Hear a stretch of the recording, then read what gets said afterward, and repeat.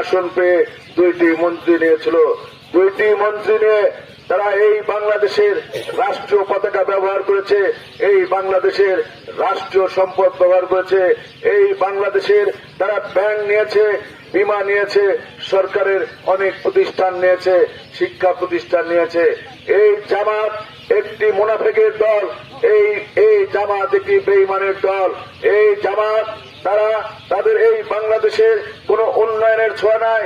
বিগত স্বাধীনতার পর আমাদের শহীদ রাষ্ট্রপতি জিয়াউর রহমান এই বগুড়ার কৃতি সন্তান এবং আমাদের মরহুমা দেশনেত্রী বেগম খালেদা জিয়া এই বাংলাদেশের জন্য, এই জাতির জন্য অনেক কাজ করেছে, কিন্তু এই জামাতের এই বাংলাদেশে জ্ঞান এই এলাকার কোন উন্নয়নের ছোঁয়া নাই।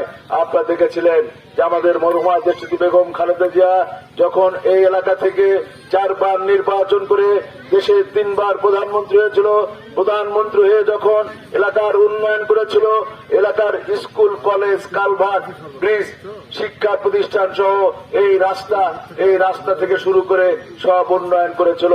কিন্তু বিগত 17 বৎসর এলাকার কোন উন্নয়ন হয় নাই। শুধু আমাদের নেতা কর্মীর উপর মামলা হামলা হয়েছে, জেল জুলুম হয়েছে এবং এই এলাকার কোন ছেলে মেয়ে চাকরি পায় নাই। তাই আমাদের চেয়ারম্যান দীর্ঘ 17 বৎসর লড়াই সংগ্রাম করে একটি ফ্যাসিস্ট সরকারের বিরুদ্ধে ছাত্র জনতাকে সঙ্গে নিয়ে বহু রক্তের বিনিময়ে, বহু শহীদের বিনিময়ে 5ই আগস্ট শেখ হাসিনার পতন হয়েছে। পতনের পর একটি অন্তর্বর্তীকালীন সরকার দায়িত্ব নিয়েছিল। সেই অন্তর্বর্তীকালীন সরকার নির্বাচনের ঘোষণা দিয়েছে। 12ই ফেব্রুয়ারি নির্বাচন, সামনে 12 তারিখে নির্বাচন। এই নির্বাচন স্বাধীনতা সার্বভৌমত্বের নির্বাচন। এই নির্বাচনে আপনারা ধানের শীষ মার্কায় ভোট দিয়ে এলাকায় আপনারা ইনশাল্লাহ উন্নয়ন বুঝে নেবেন।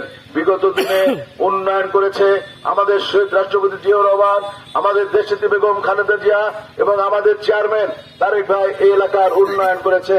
তাই আপনাদের কাছে অনুরোধ থাকবে যে আমাদের চেয়ারম্যান গত কয়েকদিন আগে মাঝিরায় পথসভায় বক্তব্য দিয়েছে যে আমি এই এলাকার সন্তান, এই এলাকায় বগুড়ার সাথে আমি অনেক উন্নয়ন করেছি এবং উন্নয়ন করার জন্য আমি ধানের শীষ মার্কায় মোর্শেদ মিল্টনকে হাতে তুলে দিয়েছি।